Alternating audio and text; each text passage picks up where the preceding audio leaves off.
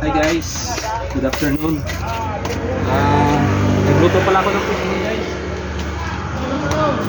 Sa paninda natin. Ito yung mga na-portion ko guys. May 20, 15, tapos 10. Ito yung suka natin guys. Tapos meron din pala tayong mga soda guys. Saka yung mga rocket. Meron din tayong mga malus, gamit din, mga laruan.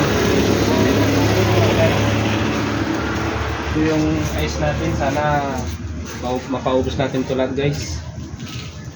Tsaka ito, nag-portion na rin kami ng para hindi na hassle mamaya magkarga-karga. Mga tigti 20, meron din tayong mga sizes. Per yan. Per po. Per, tapos ito mga size natin, mga 30. Ito yung isa guys na 35. Tapos yung isa 45. 16 ounce. 45. Oh, tsaka 22 ounce guys. 22 ounce yung 45 guys. Same lang sila ng price ng soda guys. Ayan. Ito guys, ito yung mga konting business namin guys. Pinagkakaabalahan namin pag Lunes hanggang Biyernes pag may pasok kasi dapat lang po kami ng school. Yan yung school sa amin. Tapos pag walang pasok, sa bahay kami naglilinis, naglalaba, tapos mamalingke.